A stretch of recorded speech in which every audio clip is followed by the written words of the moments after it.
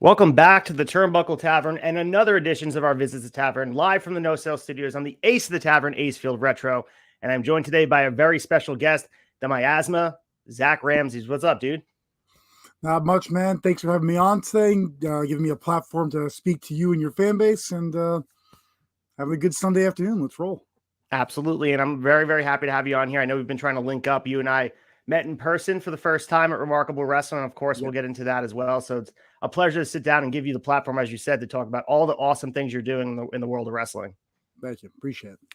So we are about 3 months into 2023. Believe it or not, we're right in the first week of March, and you made your Victory Pro Wrestling debut at Notorious about a month ago.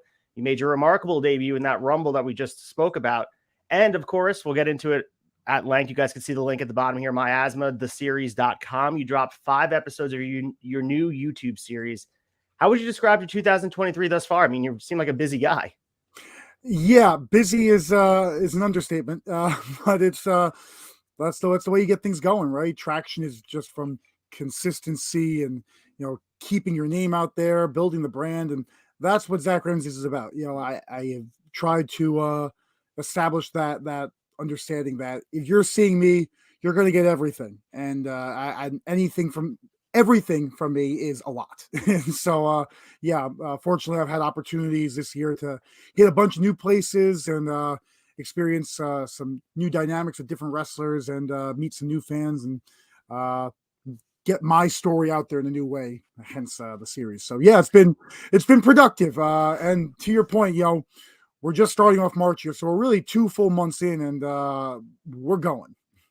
Yeah, I mean, we talked about the moniker, the Miasma. I introduced you at the Rumble with that moniker, and it's fairly new on your end, I believe, right? A couple months in as far as your moniker goes as being influenced. Because I don't know if I heard them introduce you at NYWC with that, but what was the original influence for the Miasma character?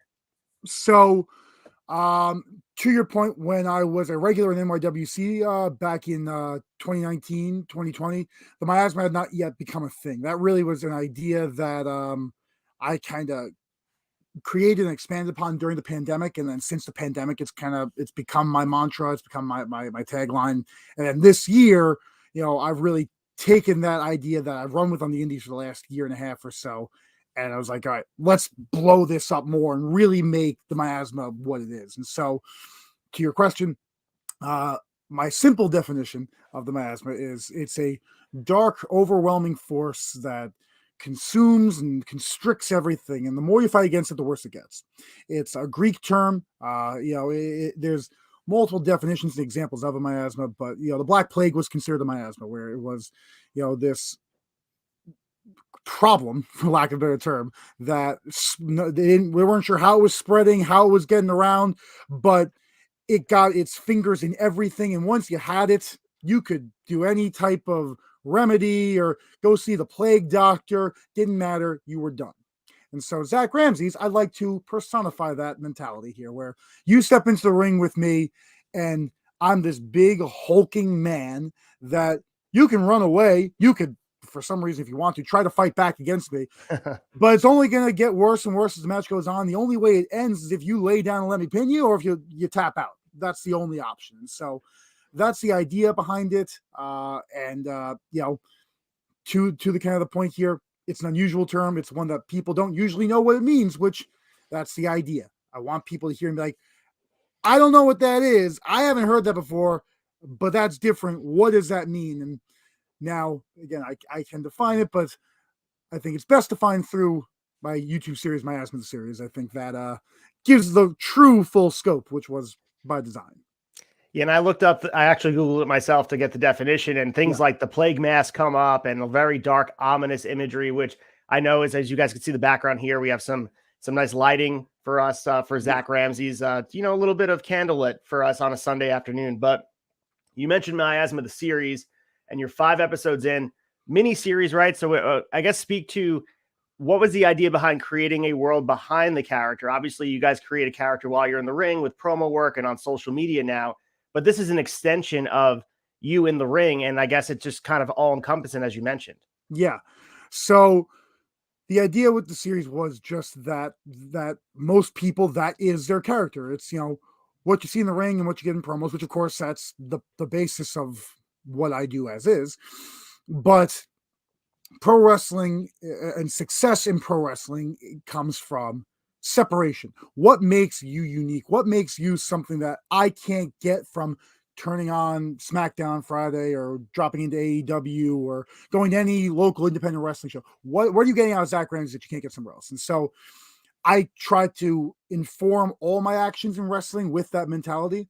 And so over like the last year and a half or so, I travel all over. I'm New York based, but I find myself, up in Maine, down in North Carolina. I'll be in Pittsburgh. I'll be in West Virginia. I'm everywhere. I try to be at least. So in those travels, especially as someone who gets New York, you spend a lot of time in the car just trying to get out of Long Island, getting Right. to the city, nonetheless getting anywhere else. So in my long travels, I got a lot of time to think. And so in that time, over the last year or two, I've thought like, what can I do that will make Zakk Ramses even more special and even more just purely you have to see it to get it type thing. And so, I love film. If this series isn't evident of that, I'm a big cinematic fan. And so it's like, all right, if I combine that passion with my wrestling, what can I create that hasn't been done? And I've spoken about this of late, where, within video series and stuff like that, there's a lot that's been done in wrestling. I bring up Being the Elite, or, like Sammy Guevara's video logs, or things of that nature. It's like, all right, people have done stuff on YouTube and stuff that's been successful, but you can't do what they did because it's been done. You have to come up with something different. And so, this time I thought to myself, I can't really think of someone, especially in independent wrestling, that did a long form dramatic narrative. To me, it's untapped terrain, and people do it here and there for like maybe a promo for a specific match or something like that. They'll invest a couple of bucks into doing like a 5-minute video for that match, which is awesome. I love when people do that. But to this extent that I did it, I don't see it happening often. So to me, it was like, this can be something that further differentiates and accentuates my strengths, which again, I know I have a lot of strengths in this business, but my head and my creativity, I know, is one of them. And so Right. this was an avenue to push that. And, within that idea, I kind of played around and, I wrote the script for all 5 episodes, and I took a lot of ideas that I had previously had and defined by expanding them more. Where again, what is, the miasma? I for the last year and a half, I've hashtag Quest of Erebus, which in my head I've kind of known what that means. And I would name drop in a promo here and there, but I'm like, all right, but what does that really mean? So I brought all that together, and that's kind of where we ended up. And I think it was again a unique end game, which was what I was looking for. Yeah, absolutely. And I think we've seen the rise, especially throughout the pandemic, of wrestling with these cinematic matches and having a platform. And I think the initial was probably the Broken Universe with Matt Hardy. Have you watched any of that stuff to influence you to build a world of characters? Because it's not just about you now. It's about these subset of characters that you might be creating and bringing them into the ring with you, like to the ring or as a manager. Who knows where it goes? Absolutely. So the Broken Universe, absolutely great stuff. You talk about people who get it creatively in wrestling, and on that short list, you have Matt Hardy. Anyone who has followed his career, whether in WWE, TNA, and Impact, Indies, obviously now in AEW. This is a guy that creatively with character work, he's next to none. He's awesome, and so. Absolutely. Often I'll bring up how the closest comparison I can make to Miasma series is the Broken Universe, though Hardy leaned into comedy more, and it was more wrestling based, where they would have tag team Apocalypto, which was ultimately it was a match, but it was you had Skarsgård, the dilapidated boat, and you had stuff like that coming up in there, which was excellent. But but it was more funny, and it was still wrestling focused. So it's absolutely a close comparison, though. And that those types of projects definitely they bear influence on what I did here. But again, my goal was take some of the stuff that worked from that, but still keep it my own, do my own thing, respectively still. But yeah, fortunately, there, the pandemic kind of forced people into thinking outside the box a little more, which sometimes didn't yield great results. But I think when it did, it was good stuff. And it's finding that balance of what works and what doesn't. And to your point about integrating these ideas into the ring, because again, there's episodes where I'm barely in it. It's focused on the other characters more so. And one of my regular stops in independent wrestling is a company, All or Nothing Pro Wrestling, on Johnstown, Pennsylvania. I am their reigning heavyweight champion there. And in that company, the Grimm Guild, which is introduced in Miasma series, they accompany me to the ring. They're, for lack of a better term, as you said, they're basically my managers, and they're kind of my goons. Where, it absolutely, there is a blend now that is exciting to me, where it's like, again, this is separate, but they can be intertwined, and it makes what I'm doing in the ring matter more and feel more fleshed out, because ultimately people want to see fun characters. That's my belief. Because the beauty of nowadays is there's a lot of really good wrestlers out there, which is awesome. More often than not, you're going to see good stuff in the ring when you go out to your local independent show. But if everyone's just good and we're doing good matches, it's like, well, what makes one stand out over the other? And to me, that's where the character comes in. Yeah, absolutely. And I think the YouTube stuff and like even Twitch and social media and Instagram stretches the realm of in between your bookings. I mean, you're booked all these places once a month for some of these independents, and multiple times you're making, shows in the weekends. But if people can tap into you on social media and on YouTube and learn more about your character, it just extends the fandom. I mean, you can go back to Matt Cardona. He was someone who did that from, the true Long Island story. That was uncharted territory. And I feel like this is something that could be very, very beneficial, because it expands just whatever promotion you're working for. You mentioned AON, but you also mentioned BPW. It doesn't matter where you are. The character comes with you. So I love it personally. Thank you. Well, I appreciate it. Yeah, you bring up Cardona. Absolutely. That's a guy who constantly was trying to, in this kind of same wavelength I was on, he wasn't able to maximize his time on television, not for the lack of effort or try on his end back in 2010, 2011 in WWE. So he created his own avenue, and obviously it worked really well. That's what you got to do. And it was kudos to him. And he created some great stuff. You mentioned the hashtag Quest of Erebus. We just broke up for a sec, but you mentioned the quest of Erebus as you're in Greek mythology, and he's the personification of darkness. If you look him up, that is who he is as a Greek god. So how do you tie this into the Zakk Ramses persona, or is it just a part of it, or tie that in with the Greek mythology?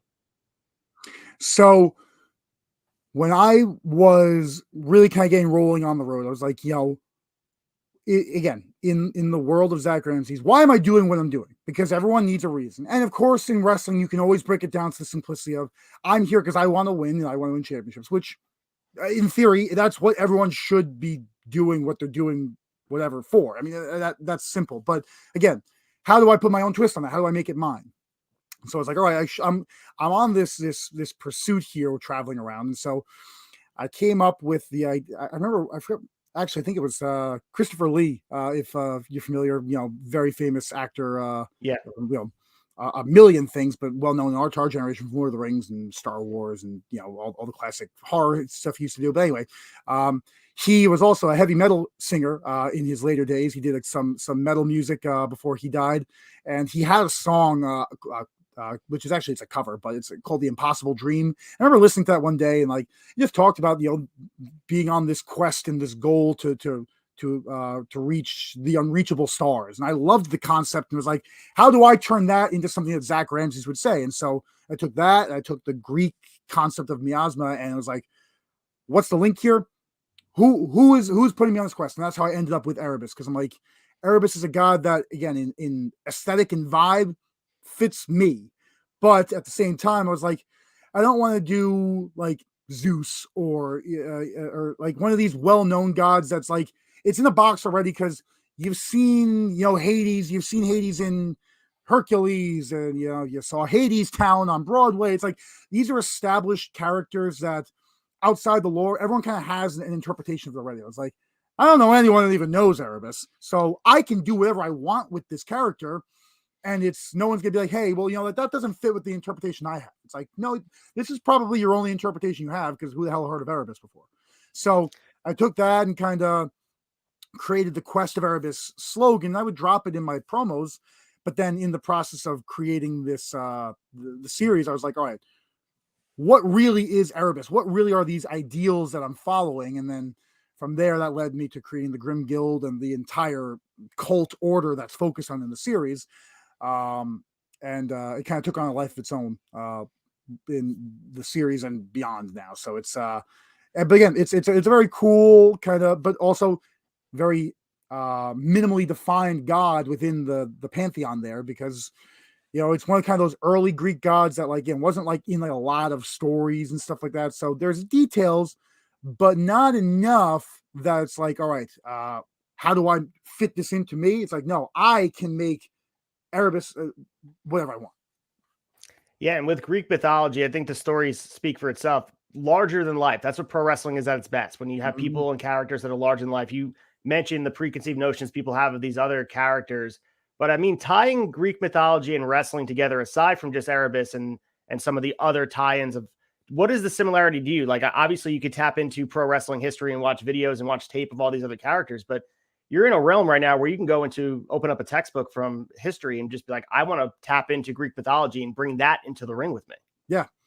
No, it's, I think that point alone, that it's untapped terrain, where it gives me options to for myself to expand my own ideas, but then also to create, visuals of gear and stuff like that. It gives me a lot of content to work with, but beyond that, even, I just I like the idea that Zakk Ramses is, I in wrestling you have these characters who are just like bad and evil. It's like, okay, but why? Because it's like, well, that's not really a good reason for anything. So it's like, all right, well, let me take this character of Erebus, take this lore, and make it something. It's like, all right, now there's a reason for everything I do. Again, I'm a coach as well. I coach football, and I always tell my players, I'm like, if I ever tell you do this just because you have to do it, shame on me. Because what does that mean to me as a player? When I played this football and in training for wrestling and whatnot, anything I do, I want to know why I'm doing it, because otherwise I'm wasting my time. There should be a purpose. And wrestling, I mean, you hear it so much. It's like people do moves just for the sake of doing moves. There should be a reason behind it all, and I agree with that. So into that same concept, though, our character should be the same thing. Why do you come out wearing that jacket? Why do you wear that one glove? Why do you wear those? Like, everything, there should be practicality, not just because it looks cool, which ultimately, yeah, that's important, but okay. So that to your initial question here, yeah, Erebus and the darkness that comes to the character, and then the expansion of the Grimm Guild and all this. You watched Miasma the series. Now it's like, okay, now I understand why Zakk is doing what he's doing. His garb is, though, yeah, it's part of his attire within this order that he's a representative of. It's like the name. It's not only a personification of an idea, but it's a role within this order. There's a practical reason. I'm not just going through motions. I'm not just doing stuff. Yeah, when you speak to just wrestling at its simplest form, is you do the simple moves in the ring, or not even doing anything at all. If you go back to Elimination Chamber with Sami Zayn and Roman Reigns, they didn't lock up for 8 minutes, and the crowd was going absolutely nuts. You go to Hogan Rock at WrestleMania 18 in Toronto, same thing. So when you get people invested in the character and understand what the intentions are and what the stakes are, like raising the bar and telling people why they should care, I think that's a beautiful thing. So, I mean, doing a lot of good stuff. And you guys can check it out at myasmatheseries.com. You can follow Zakk Ramses at Zakk Ramses on Instagram. But let's get into this media tour you've been doing. You've been on quite the media tour doing podcasts. I feel like I'm the last stop, but I'm certainly going to be doing more hyping it up if there's, season 2 or whatever's coming up. But it's got to be different than being in the ring and obviously filming with the character. And there's different platforms. There's different people are asking you questions. I'm sure it's been a ride for you going on these shows, but what side do you hope people see of you, the person, on these podcasts or interviews, to get to know your passion and why you're doing this as an important thing in your life? So ultimately, I think passion feeds passion.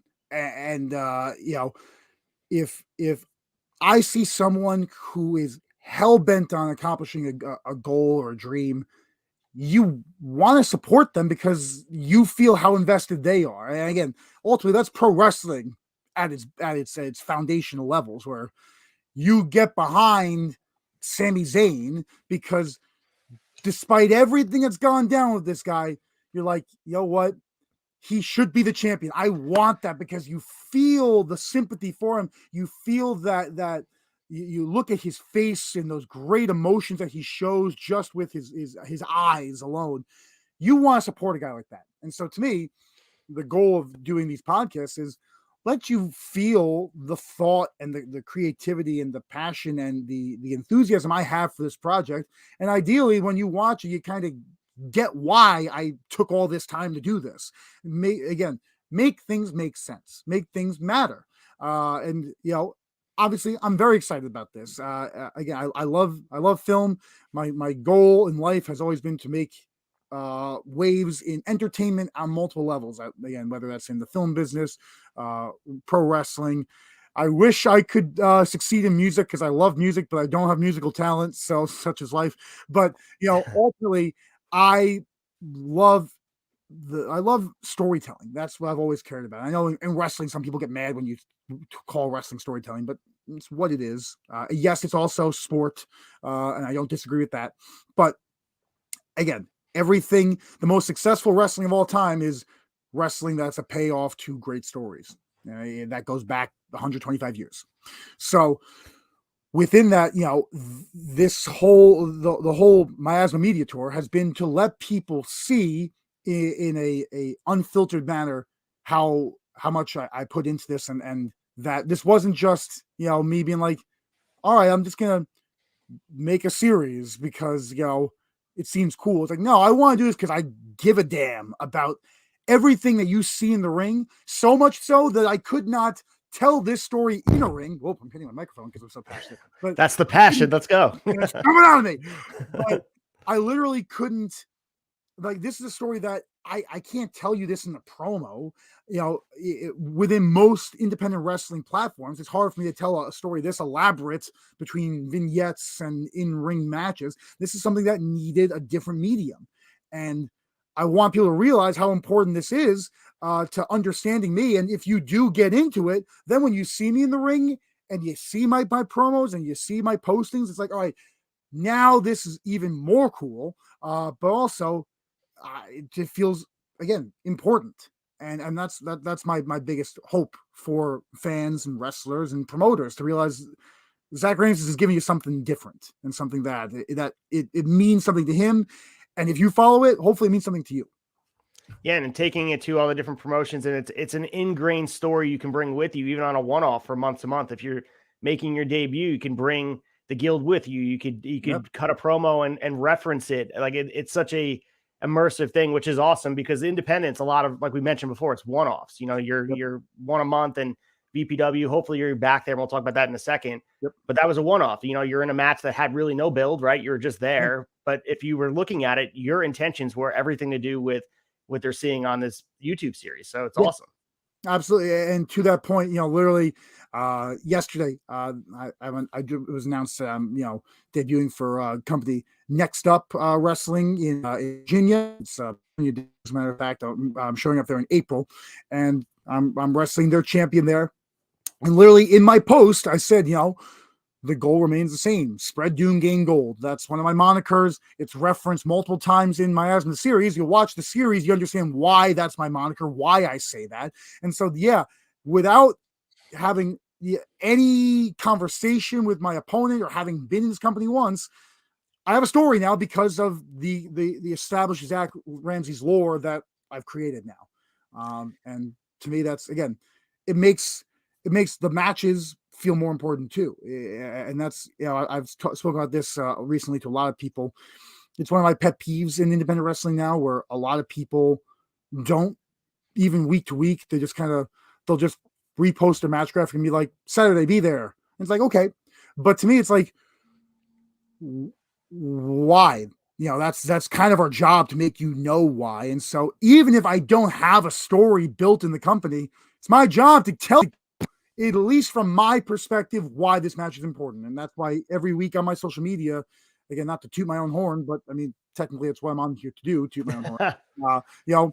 Every week I have a match, I post a promo. Even if I've never been there before, if I haven't spoken to the guy I'm wrestling with, I have no idea. Sometimes I don't even know who I'm wrestling yet. I'll find out day of, but I'm going to post a promo, because if I don't think it's important enough to cut a promo and post it out, then how do I expect you to think it's important to come out and watch? So to that point, we as wrestlers need to put that effort in, and even if we don't have a story, make a story. And if that story ultimately doesn't even influence the match that much, at least you're giving the fans and the followers and the promotion something to work with. And you mentioned gaining gold. You are the current reigning AON Pennsylvania champion, which is, you mentioned before, promotion in Central Pennsylvania. And you retained the championship back on February 4th at Cabin Fever. Yep. Let's shine some light on what's going on over there and tell people what they have coming up and what you're potentially doing there, and some young upstart wrestlers that you want people to check out. Yeah, AON it's a great spot. I've been fortunate to really get my hands dirty there. I came in November of 2021, and they've got a great strong core there. But they also, it's a great place to step in, and even if it's for 1 or 2 months, kind of come in, do your rotation, and come out. I think they do a good something that I wish more independent companies did, which is, again, you have your long running stories, but you're willing to bring people in on a whim too. And I think it's a great dynamic, because there's a lot of places there where it's like, hey, we have our guys, and no one outside the box that's not in the know can come in. And I'm like, well, that's stupid, because then you can tell stories, and that's great, but you want some fresh blood sometimes. But some people cut that out. And in other places, it's 2 month to month, and there's not enough consistency. I think they really have a great basis for what we're doing there. But for Zakk Ramses, I came in. I'm undefeated since my debut. I've never lost a match there. I took it by storm last July. I won the championship in a 2 out of 3 falls match, 2 falls back to back. But so came in, did that, and been running roughshod since. And and since winning the championship, now my ego is even more inflated. That's why I brought the building, where I'm just like, what? If it's something I don't want to deal with, they're going to deal with it for me. And so we're progressing the character more and more there. Though this past month I did retain the championship, but it was a double countout. So this is the first time I didn't definitively win the match against former WCW, ECW talent known as Tarantula. So the powers that be want to have a rematch in April when I come back. So we'll see how that goes. But I don't think it will go well for Mr. Tarantula. But what do I know? But otherwise, it's so a lot of great young talent there. A lot of great established guys. The company has been around for a while. They took a break in the early 2010s and brought it back recently. One of my favorite opponents I've had in the Mid-Atlantic region is Israel Sharif Fakor. He's a guy who's a regular there. Jai Cole was the man who I beat for the championship. He's another guy in that area who's tremendously talented. I've wrestled a lot of really good guys. It's the list kind of goes on and on, but it's a cool spot. It's a cool environment. Their shows are based in a mall there, so it's kind of a unique setting, which I think again, further differentiating themselves from other promotions. I think it's very effective in that manner, and it's a good place to be. I'm happy to be there, and spearheading the company as we've been rolling through 2023 so far. It's a nice title belt too. Very unique. It has the pictures look really sharp on the. Yeah, so check them out, guys. AON, and you guys, like Zak's mentioned, you guys check out on his Instagram post when they'll be having the show in April. Catch his rematch where he's defending the championship. Let's go back to VPW for a second. You made your debut at Notorious, Fatal 4-Way match, Percy Ryan, Alvin Alvarez, Travis Jacobs. What was your experience like there? And I know VPW is unique. There's a certain staple of guys that come in and out that seem like they work there consistently, but very hot crowd. They always draw a big house there and a lot of kids. What was the experience like at VPW for you? It was great. I was really happy to get in there. I've been in talks with trying to come in with them for a little under a year. We were trying to figure it out. Fortunately, I'm busy enough that we just couldn't line up a date, but we finally got one on the books, and great talented group of guys in that 4-way. Ironically, I've I've shared locker rooms with Travis many times over the last couple of years, but this is our first time actually getting in the ring together. But he represents the Monster Factory really well, and he's a talented big dude. Alvin, I've known for a while. I've only worked with him once prior in Outlaw Wrestling, but I'm always happy to get back in there with him. We always have fun, and he's a good, experienced person to lead any match. And then Percy. It was my first time meeting and working with him, but ironically, I saw him again 2 weeks later at Remarkable, and what a great guy, and obviously, he knows his craft, and I really like what he's doing just as far as his persona and everything goes. Just it was a nice mesh of 4 talented guys, in my opinion. So it was a lot of fun.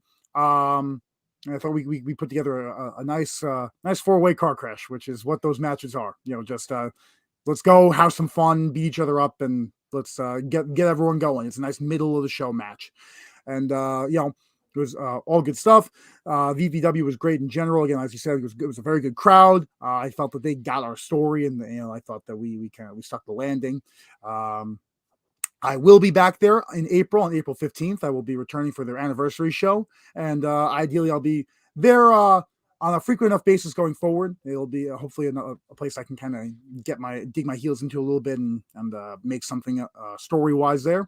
But fortunately, again, it's a very good, diverse roster. I think one thing VPW does well is that Long Island Wrestling, you kind of have different sections between, you have Create a Pro, you have VPW, you have NYWC, you kind of have these different sections. I think VPW does a good job of really incorporating all of these vibes, plus bringing in the outside talent and creating a unique dynamic, but a dynamic that holds value in Long Island wrestling, which is important because there's a lot of really great talent in Long Island. So I think it's really cool. I'm looking forward to coming back there and roughing someone up next month.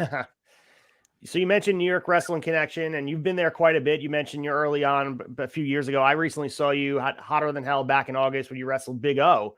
Yes. He's now the NYWC champion. But speak to your time at NYWC and future plans working there, and maybe working with Big O a little bit. 2 big men getting there and beating each other up, as you said. Yes. So NYWC is the location which I started my training at, and I kind of cut my teeth in back in 2019. And again, a tremendous group of guys there, really, really underrated. I think a lot of people there. I was fortunate having 3 great trainers when I came in. You had Bull James, the former Bull Dempsey from NXT, Rex Lawless, established name on the independent wrestling scene, and Michael Mastretta, household name in NYWC, but also an established name in the Northeast area here. All 3 guys all brought a lot of different expertise and coaching to me, which really was huge in finding myself in this business. Rex and Bull very big on maximizing my size, something that you can't teach it, as the old Big Cass and Enzo gimmick would go.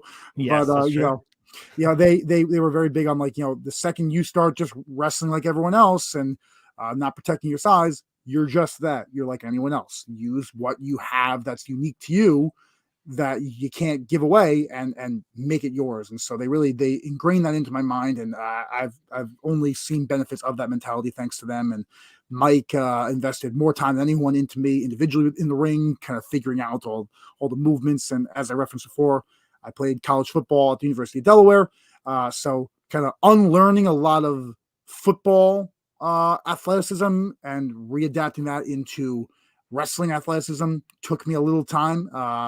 When you're every day of your life for years, you're told, hey, stay low, quick feet, choppy feet. All of a sudden it's like, no, you're a big man, stand tall, big steps. You don't want the happy. It's like, wait, hold on. Everything I've been told doesn't matter anymore. What am I doing? So he really helped me through that. And then, as I kind of got into things and I wasn't really ring ready to go and do, 15 minutes main events at the time, they were great in giving me the opportunity to really get in there and still get in-ring reps, both as a manager and in tag matches. So they kind of eased me in. I learned a lot. And by the time the pandemic was kind of eased in, I was like, all right, it was a great place for me to start, but like a Rolling Stone, I gotta go. And I never wanted to be a guy who was you'll see me in one place and that's it. I want to be a guy that's like, hey, catch me here. I might be 6 months, I might be here for a year, but at some point I'm not. And I'm an attraction. So see me, appreciate what you're getting from me, appreciate the stories, because eventually, like the wind, I'm out. Now I'm going to be somewhere else, and now building that brand again. That's been my goal. And so I did last year. I did my return for NYWC. I did the one-off building into the Michael Mastretta Big O title program they were doing, and I certainly would be happy to return there anytime and get some work in.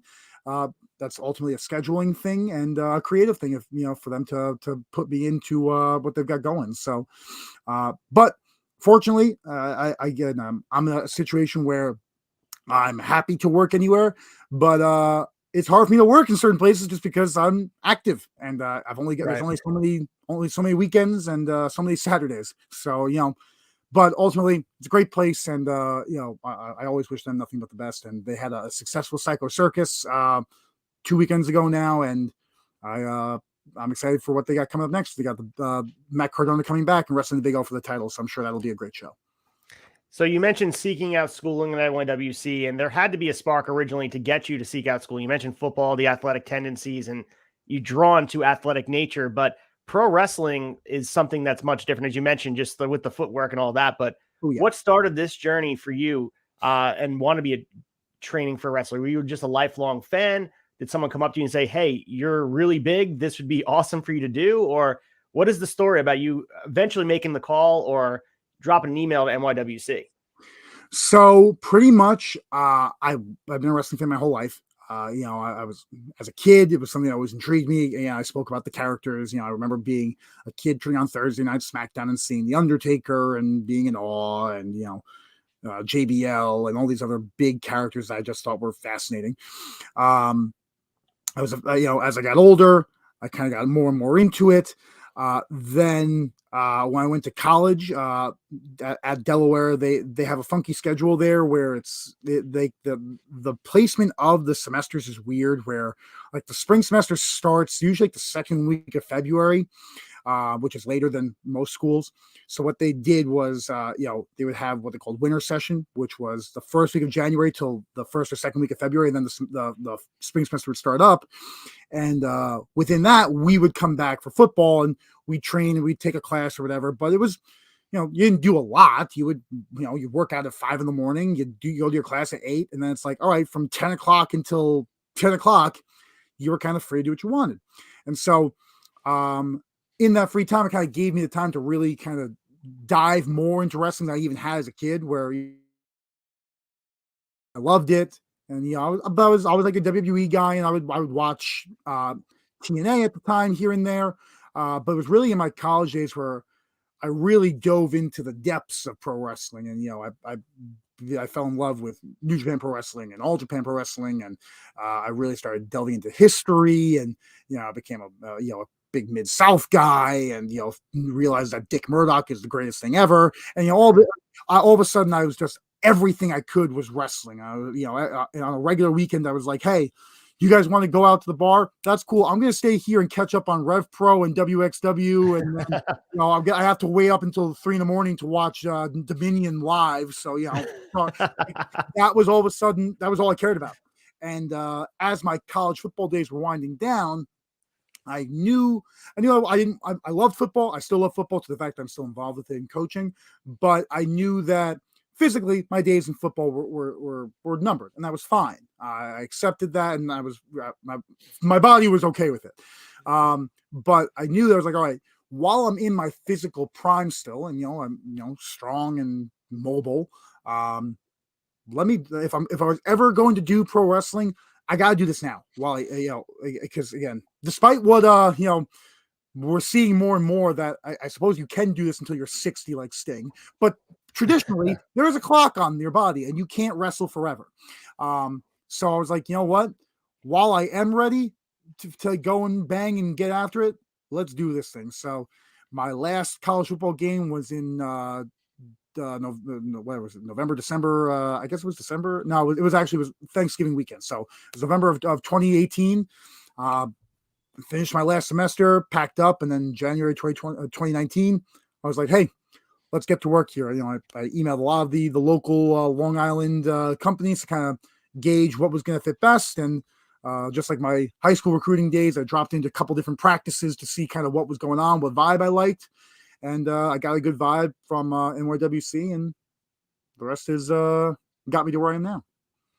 That's awesome. And you mentioned watching wrestling growing up, and some of the guys you mentioned Taker, you mentioned JBL. Any other guys that were your favorites growing up that you can circle and be like, must see TV, have to see what they're doing from week to week basis? Yeah, I mean, especially from my youth, Chris Jericho's run from 2009 to 2010, well, I guess 2008 to 2010, when he was doing the Best in the World gimmick. That's still one of my favorite characters of all time to me. I love what he did there. I was a big SmackDown guy in general. I loved CM Punk's Stretch Society. Again, you see my cult fandom in my own work here, but I love that whole vibe of what he was doing there. As I got older, I'm a huge Minoru Suzuki fan. I love watching his stuff in Noah. I love watching his stuff in New Japan.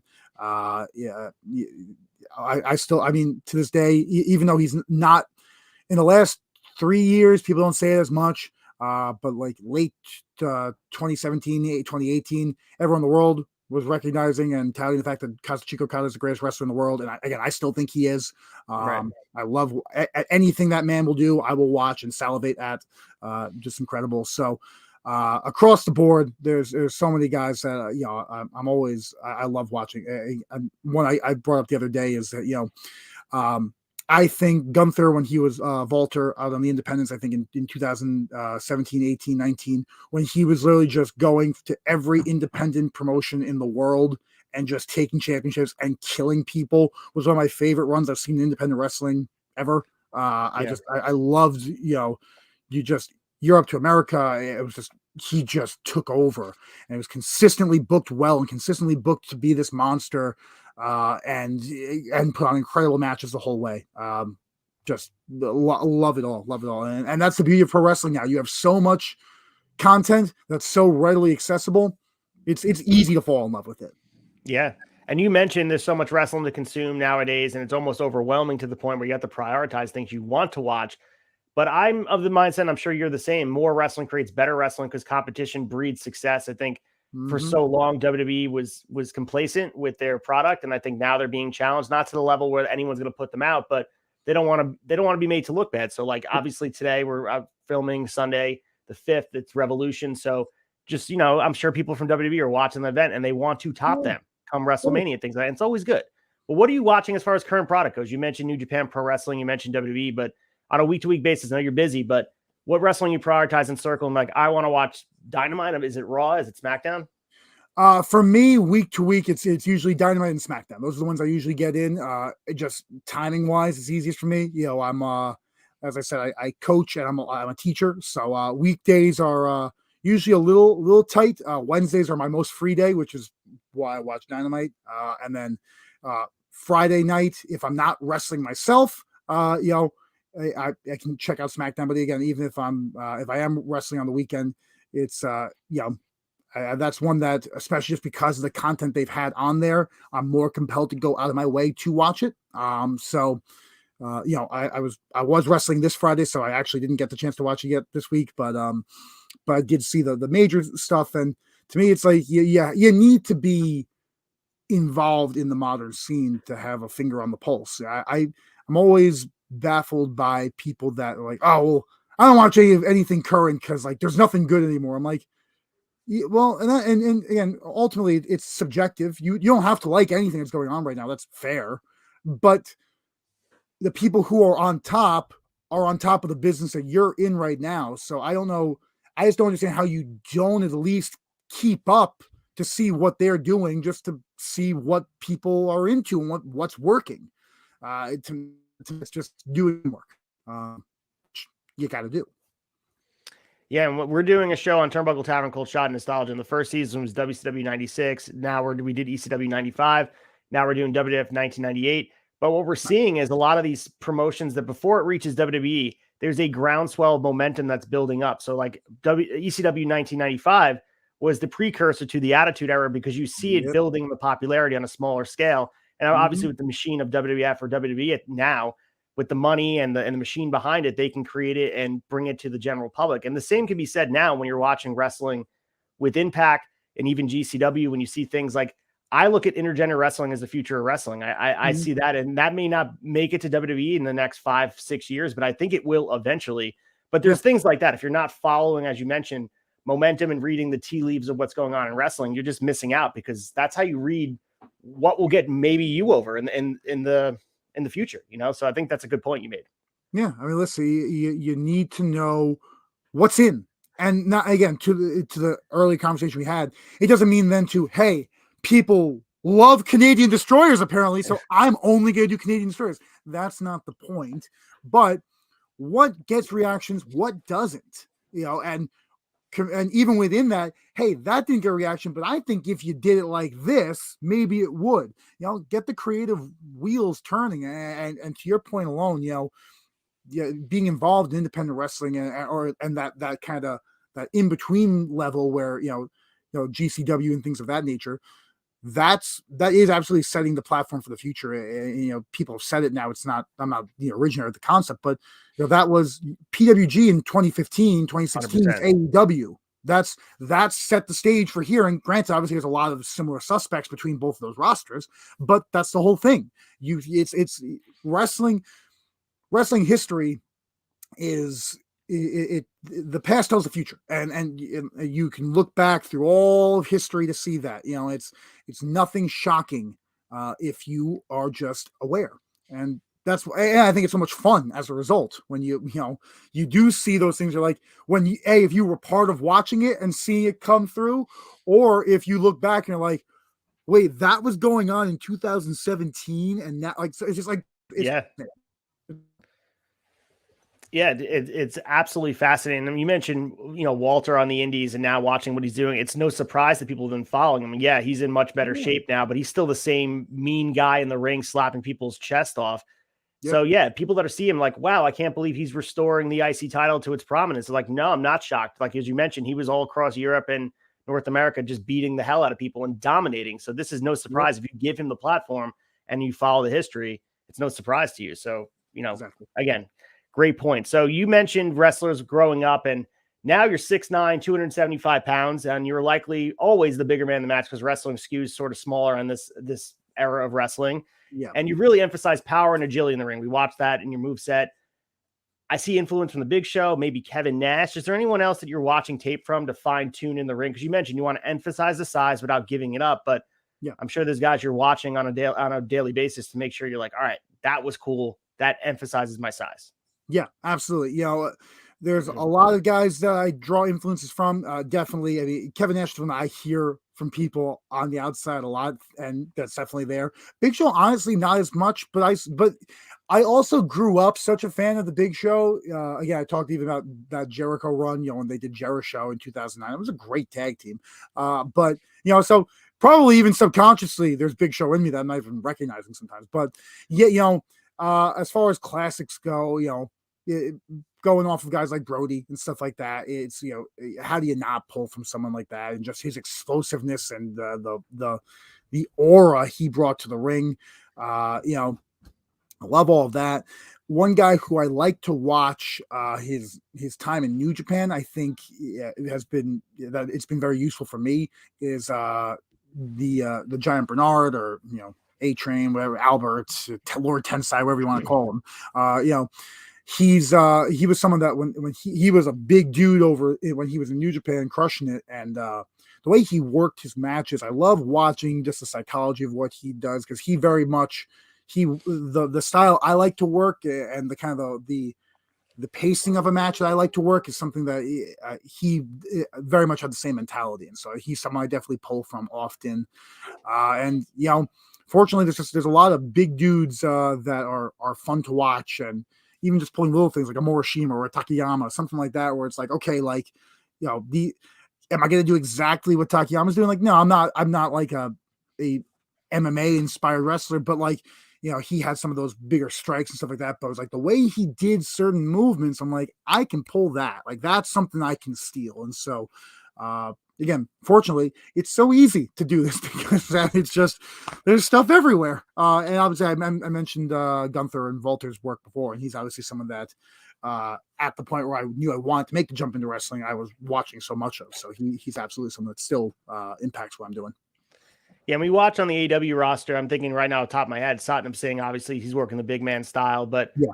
go back to Luchasaurus for a sec. Like, there's been a lot of criticism from people in the business from the past and present about him doing. I mean, his name is Luchasaurus, so I guess he's doing the Lucha style, but doing the stuff he's doing at his size, it's just, I don't know. What's your feelings on that? I know that there's a strong divide of opinion where people feel like maybe he should be emphasizing his size, be the bigger man in the match, not just doing sentons and flips and destroyers, as you mentioned. Yeah. Well, it's interesting conversation. Yeah, ultimately, obviously, I don't do anything that he does. So obviously, I'm not someone who's like, I think it's all great, because if I did, I would do it too. Part of that is that he's certainly very athletic, and there's certain things he does that I don't know that I could do, but also I never tried because it's not really my style. But to the point, I think that it's a tough call where, the earlier conversation of he is not doing things that are exclusive to him. He's doing things that everyone else's match is doing. And does that take away from him? Some people would argue, yes. Other people would say, well, it's even more impressive that he's doing it. People used to always talk about that with Keith Lee and Dijak back when they were having their singles matches and, doing Spanish flies and this and that. It was like, it's even crazier that these two can do it considering how big they are. It's like, right. Yeah, one could argue that takes away from other guys on the show where it's like, well, I just saw the 6'5" guy do that, so why am I impressed by the 5'8" guy doing that? So I think there is a kind of a reverb that impacts the rest of the card off of that a little bit.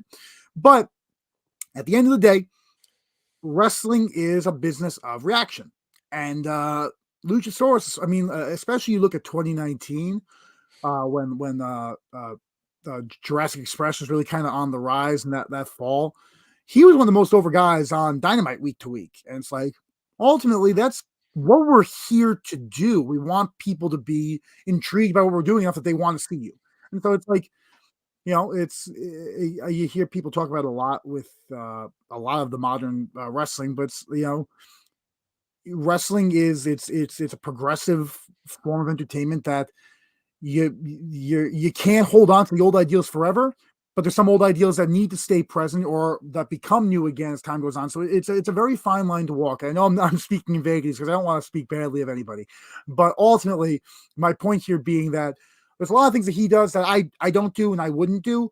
But he's somebody that's gotten himself signed by the second biggest promotion in America, and he has gotten regular television time, and he's very athletic and very talented. So ultimately, what he's doing is working at some level here. So it's hard for me to knock anyone one way or the other. Though I will say that when he turned heel, he definitely did reel it back a little bit, which was important because you can't be outshining Jack Perry when you're wrestling him by doing that cool shit. So he realized that and definitely pulled it back a little bit. So divisive for sure. I think my answer ultimately lies in my style as far as kind of what I do. Yeah, and speaking of Luchasaurus' heel thing, and I know there's been some, like, there's a copyright infringement thing with his mask. That's why he's not on TV. But that Vice nerve submission he was doing, love it. Like, I think that fits his style, like, really, really cool. But yeah, we'll see. I mean, I'm a huge fan of Luchasaurus, but I was curious because we were just talking about that. And as you said, reaction is everything. And the AEW audience sort of skews, they will react to things like that. So just, interesting segue into our conversation. But we mentioned the Indies in the Northeast, and you're obviously even outside the Northeast, you've been all over the place, but specifically the Northeast, Long Island area, Boston, all these guys are the most talented in wrestling. We see at the top of cards in these main promotions, they're from this area. Yeah. What do you think is the reason for this boom in talent? And I guess how high has the bar been raised for the next crop of talent that will eventually go to these major promotions and hopefully take the mantle and continue on with what's been going on here? Yeah, I think the answer is in the proximity, where there's so many places you can go within a pretty small window of time. Where being a New Yorker specifically, I mean, if I want to get to Boston, I'm 5 hours. If I want to get to DC, it's 5.5 hours. If I want to get to Baltimore, it's four and a half. I want to get to Philly. It's 2.5. I want to get to Pittsburgh. It's 8. I want to get to Maine. It's 7. Want to get to Virginia. It's 7. It's like everything's manageable. So you being in the Northeast, we have such a luxury of there's so many places in between there that you can go and get work. As opposed to, I mean, I'm sure there's guys in the Midwest who it's like, all right, I got my local indies, and then beyond that, I got to drive 12 hours to get to the next destination. So you're in a tougher spot. It's definitely a blessing to be where we are, and you have so many opportunities to just mix and match with different guys. And we spoke about VPW before. Alvin has been a Long Island guy for a long time. Travis Jacobs is, again, South Jersey, but been in the Northeast scene for the last 6-7 years. Percy, he's been around for a little while himself. Again, Long Island based here. It's like, and yet I've been wrestling for several years now, and I've only shared the ring with one of them once. That to me, that speaks to the amount of options out there, and that's awesome. You get fresh opponents, fresh styles, and then those people are going and working with other people and bringing different things back. How do you not get better? How do you not have the cream of the crop in the Northeast? Right. Good point. And as we wrap up here, I mean, we talk about legacy and how, 20, 40, 50 years from now, you're sitting in a rocking chair, really old, and listening to whatever about, on the radio. I picture this with, when we talk about this, I talked to Phil Cardigan about talking about his legacy. How do you want to be remembered in wrestling? When we say the Miasma, Zakk Ramses, and, whether it ends in WWE, TNA, wherever you wind up being, how do you want to be remembered as a talent? Ultimately, I want to be looked back as someone who you'll never mistaken Zakk Ramses for someone else, whether that's physically or within my persona as the Miasma. Like if you encountered Zakk Ramses, that guy was different. And that was within my wrestling. I try to emphasize that my look when I come out of the ring, and obviously within the series, Miasma series, that's been the goal where, I want people to recognize I'm more than just elbow drops and choke slams. There's a whole lot more going on here. And again, I don't knock anyone else. There's a lot of guys who their goal is, I'm going to hang my hat on just being a really good in-ring technician, which is absolutely important and absolutely something that needs to be emphasized. But there's 852 really great workers within 50 miles of me right now. And that's great. But why am I going to remember worker number 432 over worker 726? That's where I want to at least, wherever I end up, whatever I end up doing, be like, you know what, Zakk, he said there's this part really jumped out to me, or that this element of his character, or the way he looked when he walked through that curtain, like that stuck with me. And so if I can leave a mark that said, hey, that was Zakk Ramses' stamp, I did something. And part of this show is talking about future stars such as yourself, and wrestling, as we mentioned before, over and over again, seems to have more talent than ever. And this is the time, and I always do this to end the show. Who are 3 wrestlers that you recommend that people should check out to break out the remainder of 2023 and beyond? And this is your time to, tell people where to find them. 3 guys or more, if you have more in mind. Yeah. So I'm going to try to pick a few here.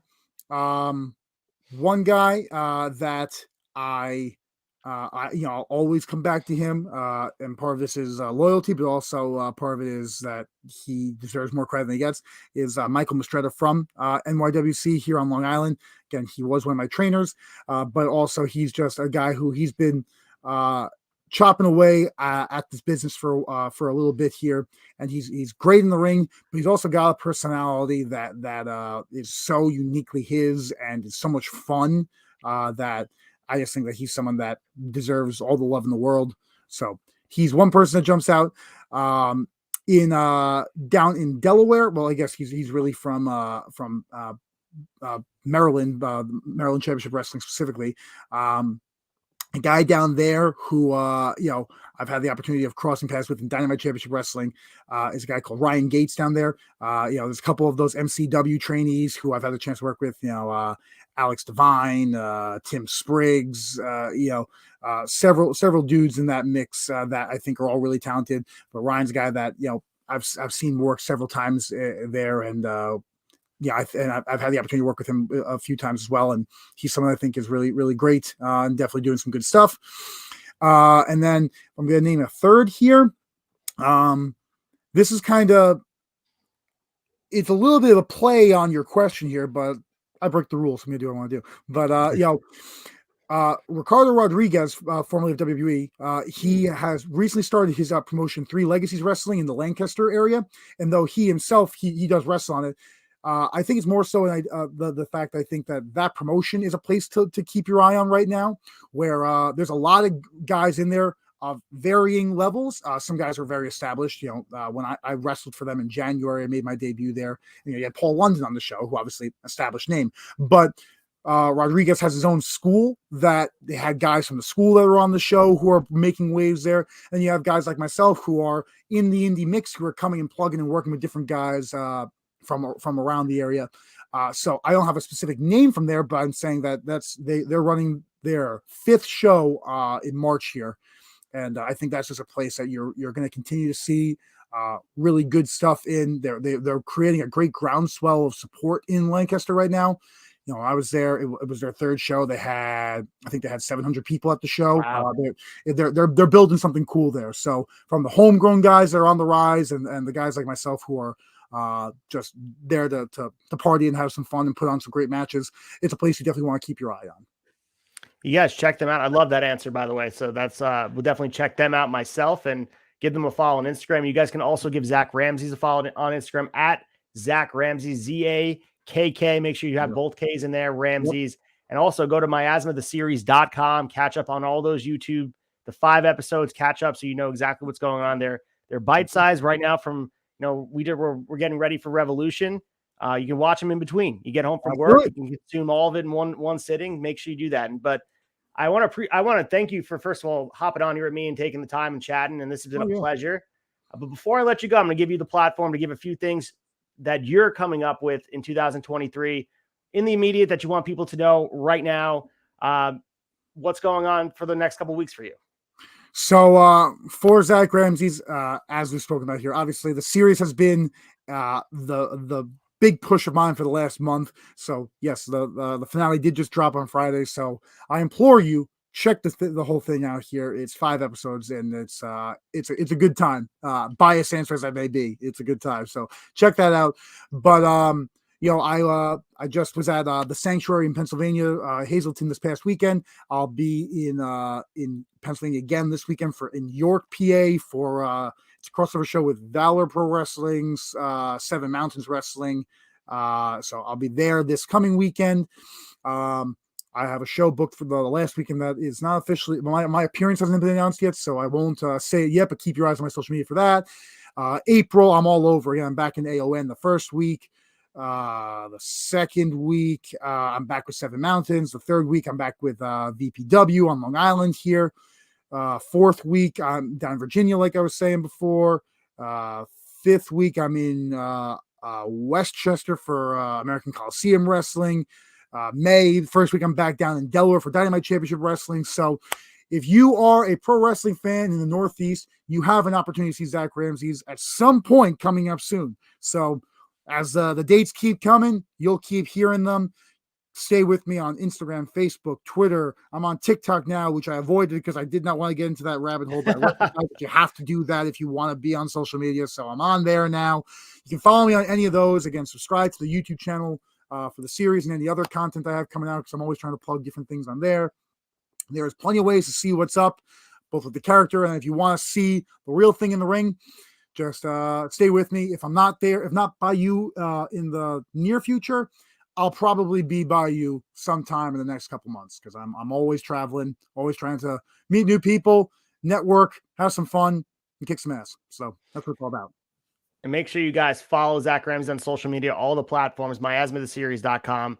Buy some merch too. You can get that sweet hoodie, I'm sure, right there. Find the way. Is that prowrestlingtees.com? It's not actually. You can only get these from Zakk Ramses at a live event, which is double the incentive to come out and see me. So perfect. Make it happen, folks. So, guys, as always, spread doom, gain gold. For Zakk Ramses, for Acefield Retro, this has been Visit the Tavern. We'll catch you next time. Thanks again, Zakk. Thank you.